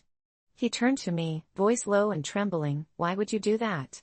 Why would you make a scene?" It struck me like a slap in the face, heartbreaking because this wasn't about me being the focus of the drama. I had only been trying to set the stage for a peaceful beginning, so why couldn't he see that?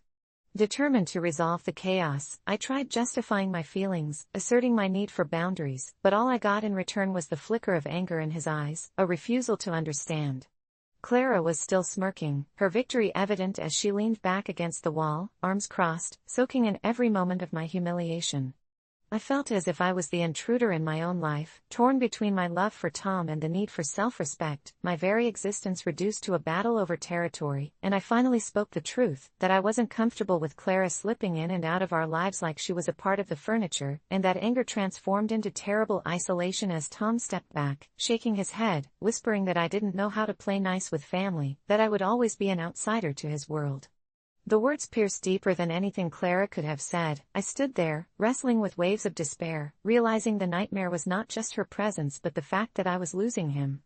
It felt surreal in the aftermath as people hovered awkwardly, unsure whether to support me or defend him, the tension strangling the air, collapsing my hopes of love into ashes. I tried to refuse Clara's smug smile, but the reality sunk in like the darkness gathering around me. This was never going to end well, and as the night dragged on, I watched Tom grow more frustrated, more distant, and I realized that in trying to stand my ground, I had unwittingly dug a grave for our relationship, slowly trapped in a dissonance that had settled over both our lives, one that made me question if I was the villain or merely a puppet pulled by strings of a vengeful fate. Now the boundaries blurred, and all I could wish for was to rewind. Instead, I found myself waking up in our new home alone the next morning, losing sight of the dreams I once had, staring at the walls which felt less like comfort and more like a cage filled with memories of regret, uncertain whether Tom would choose to fight for us or slide into the shadows, where Clara lurked, waiting to further her twisted campaign against the fragile remnants of what remained of our love.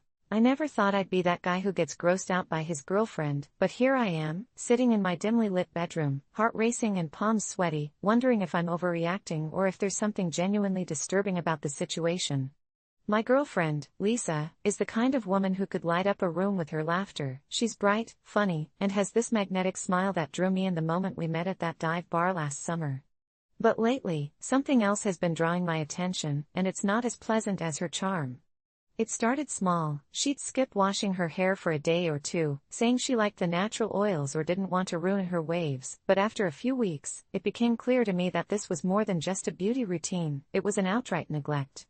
I hesitated, thinking maybe it was a phase or some personal statement she was making about embracing herself, but by week 3, I couldn't ignore the pungent odor that lingered in the air after she left the room. It was like the smell of damp earth mixed with something rancid, and I tried to brush it off as a trivial inconvenience. We'd hang out at my place, and out of desperation, I would spray air freshener when she wasn't looking, hoping she'd catch a whiff and feel compelled to wash up, but instead, she just kept piling on the dry shampoo, like it was some magical solution. One night, we were on the couch, cuddling while watching a movie, and I caught a whiff that made me gag, subtle but thick enough to linger, and I couldn't help but pull away.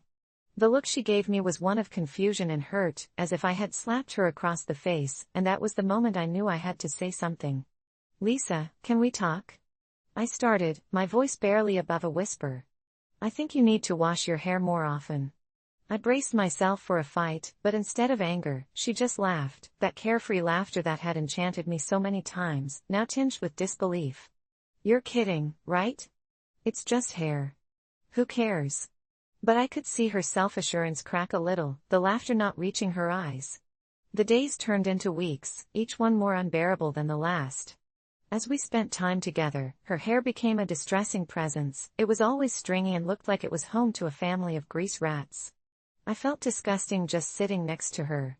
Friends and family began to notice too, dropping pointed hints that couldn't go unaddressed. At dinner, my sister casually asked, "Are you okay, Lisa? You're not looking your best lately."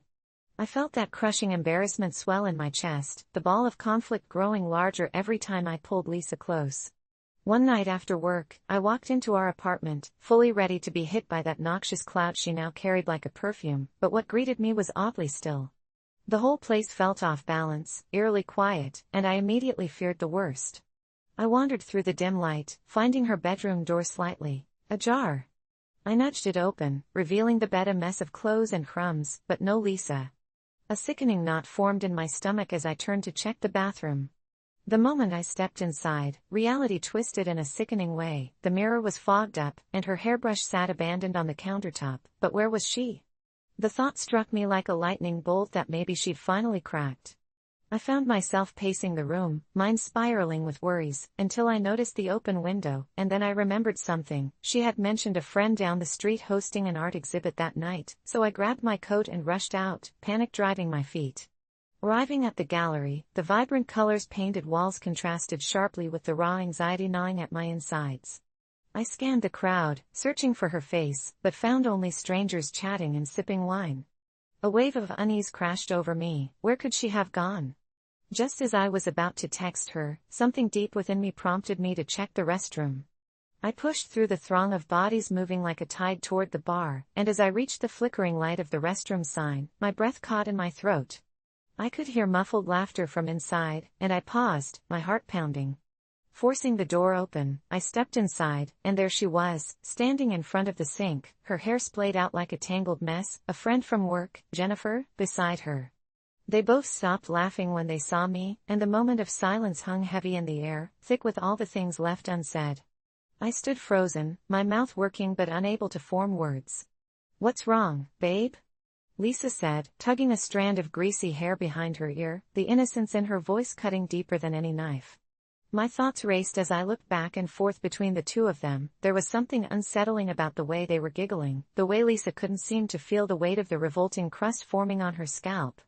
Then Jennifer leaned closer and whispered something that sent chills racing down my spine. "It's only hair, right? It's like art, the messier, the better." Just like that, panic morphed into a visceral horror, and I stumbled backward, suddenly understanding that this wasn't a phase, this wasn't just about hygiene, but something far more sinister I hadn't grasped. An hour passed, and I was sitting outside, shivering not from the chill of the night, but the creeping realization that I couldn't be with someone who had willingly chosen to let themselves go so profoundly. I could hear the muffled noise behind me, laughter ringing out, but it all felt distant, strange. What kind of life did I want? Was I disgusted because I actually thought she was disgusting, or was my disgust a reflection of my own expectations of normalcy? When I went home that night, I tried to shake it off, but all I could think was that I felt trapped in a relationship that had dove deep into the abyss, her carefree attitude now looming over me like a shadow, leaving me pondering how far I would have to go to escape this tangled mess of love and revulsion. I texted her, "We need to talk," and waited, the screen flashing with those 3 little dots, and when she finally replied, it felt like the exhale I'd been holding for too long. "Can we talk about your hair?" I typed, my fingers trembling, but the response came quickly, and all at once. I wondered if it was really worth it to try and salvage what was left of us. AITA for being disgusted that my girlfriend doesn't wash her hair for weeks. The loneliness devoured me, as I realized I was getting sucked into the whirlpool of our differences, fighting with a growing sense of dread that maybe, just maybe, I'd be forced to choose between love and a life governed by a cleanliness I once took for granted. I always thought high school drama was exaggerated in movies, but nothing could have prepared me for what unfurled one fateful Friday afternoon as I shoved my books into my backpack with trembling hands, my mind racing with anxiety over the upcoming prom. I had a casual friendship with Ethan, a guy who was smart and funny but had prolonged his geeky phase through all 4 years of school, and though he had a crush on me, I could never consider him as a prom partner, not with there being a big social hierarchy that I was desperately trying to navigate. It was already bad enough that Jenna and her clinging normie crew were constantly whispering about me, labeling me the loner who dared to choose her own path outside of their cliques. It was just supposed to be a night of fun and dancing, but I couldn't shake off the pressure of finding the perfect date to prove I belonged. As if the universe were mocking me, my phone buzzed with notifications, each one signaling a growing storm, Jenna's endless posts on social media revealing her preparation for the big night, and my heart sank as I saw her prime date, a popular guy, laugh and bewitch everyone with his charm. That morning, I had finally made it clear to Ethan that he wasn't my type. I had taken care to soften the blow but left him crushed nonetheless. Then came the worst part. His mother decided to confront me. She found me waiting at the school gates, her eyes sharp and probing, like those of a hawk who has spotted something amiss. "My son told me you've decided not to take him to prom," she said, her voice laced with aggression. I offered her a polite smile, trying to diffuse the rising tension, but she bulldozed right through it. "You need to look at your own choices," she insisted, drawing nearer, the scent of her cheap perfume wrapping tightly around me, like a noose. I could feel myself becoming dizzy, trapped in a suffocating spiral of anger and fear. The nerve of her, accusing me of ruining her son's prom when they hadn't even asked themselves the question that mattered: why would I choose someone who spent most of his time obsessing over comics and video games? "Listen," I managed to say, my voice steadier than my shaking hands, "AITA for telling you to look at your son before blaming me. He's sweet, but he deserves someone who cherishes him, not just someone looking for a pity date." Time felt suspended as silence enveloped us. I braced myself for the explosion, my heart hammering in my chest, but just as her mouth opened, I caught sight of Ethan watching from a distance, his expression unreadable, a mix of shock and sorrow. Something in me broke at that moment. My conscience screamed at the pile of unnecessary blame heaped upon me. But then the mother hissed, "Don't think for one moment that this is over. You will regret this." The ominous chill in her tone cut right through my initial bravado, leaving an unsettling knot in my stomach. I left school that day haunted by my words, wrestling with fear that I'd crossed an unseen line, and as promised, the worst followed. First it was small things, a flat tire on the way home, bizarre coincidences that felt like the universe was suddenly aligning against me. But at prom, things escalated viciously. Jenna and her gang surrounded me, each pitiful story swinging like a pendulum, as they mercilessly dissected my past choices in the light of social media turmoil, revealing the ugly underbelly of high school politics. I felt like a pariah, watching them tear down everything I thought I'd done right, with every smug remark layered with laughter. Just as it seemed I'd reached the lowest point of despair, the lights dimmed in the hall and the music thumped, drowning out Jenna's taunts momentarily. It felt almost cinematic as I moved towards the punch bowl, desperate for solace. But then, behind me, I heard the unmistakable sound of a throat being cleared. I turned around to see Ethan, his mother lurking behind him, her eyes glinting in the dark like a predator ready to pounce. "You think this is over?" She snarled again, and before I could respond, I bolted towards the exit, adrenaline surging through my veins, only to find myself cornered in a dimly lit supply room where she followed, her intentions written clearly across her face. I desperately scanned for an escape route, but she was too quick, locking the door behind her, trapping me in this nightmare. "You think you can just turn him down and not expect consequences? You need to realize who you're dealing with," she said, her voice like ice. My heart raced. I tried to explain myself, but the words were lost amid the mounting terror. For a fleeting instant, Ethan appeared in the threshold, reaching for the handle, but his mother grasped my arm tightly, her grip unyielding, fixing me with a crazed expression, as if laced with a dark, hidden madness. "You're going to pay for breaking his heart. I'll make sure everyone knows the truth about you," she hissed it like a curse, and in that instant, an overwhelming wave of helplessness gripped me, my nights of dread crashing into unbearable terror. My cell phone buzzed in my pocket, a true signal from the outside world, and with a jolt I reached in to find a series of frantic messages from friends, some concerning their own safety at home. But I had less time than I thought. Ethan finally managed to force the door open, and just as he did, his mother released her hold on me, and I stumbled backward into a wall. She turned to him, her face now a canvas of rage and grief, and with one swift, disarming gesture, she transformed from the predator to the victim, screeching about betrayal and ungrateful girls. I stepped back, panic and disbelief dancing between us as Ethan stood there, frozen, jaws clenched, his eyes darting from me to his mother, that one moment a lifetime of silence. I could see the flicker of realization overwhelm his features, as he turned away from her, and in that tense, split second, the promise of something both terrifying and liberating dawned within me. "Ethan, it's okay," I blurted out. "There's more to you than any of this." I would never forget the look on his face as he eventually stepped back, the weight of his past shattering under the reality of who he could be. As his mother shrieked one last time, the moment spiraled until it burst into 1,000 fragments, but one thing was clear: I was done being their scapegoat, their pawn in a game I didn't choose to play. The horror of their vindictive pull fluttered away as I stepped into the light, the weight of that night turning into fuel igniting my resolve to find my own way, uncaged from the illusion of what prom should have been. Some choices felt like chains, but I realized some were roads that led right back to dignity. All it took was the courage to walk away. A few weeks later, as high school faded into something only an afterthought, I discovered Ethan had unfollowed his mother on social media, cutting her negative influence clean from his life. And while I never heard from his mother again, the memory of that encounter lingered, a reminder of the darkness that once threatened to engulf me, a specter now banished under the light of a new beginning. I never thought a simple conversation would spiral into a nightmare that would haunt me for years, but here we are. It all started on a Tuesday, a day no different from any other. I was sitting in my homeroom, surrounded by the hum of morning chatter, when Jacob, the class clown with a well-deserved reputation for chaos, turned to me with a smirk that made my stomach drop.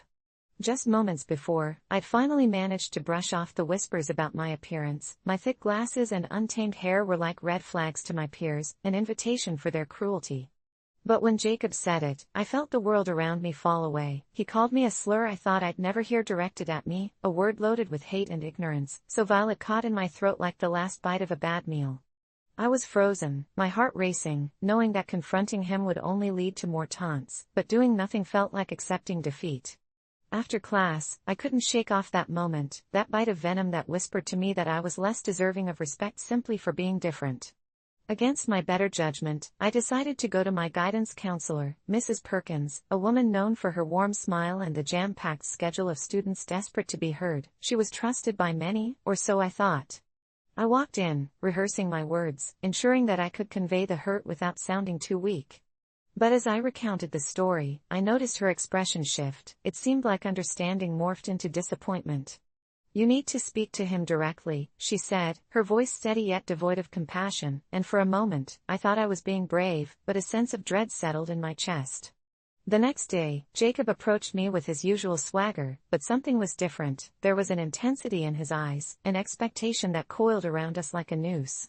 I could feel the eyes of my classmates on us, holding their breath like they were waiting for a fight or, worse, a spectacle.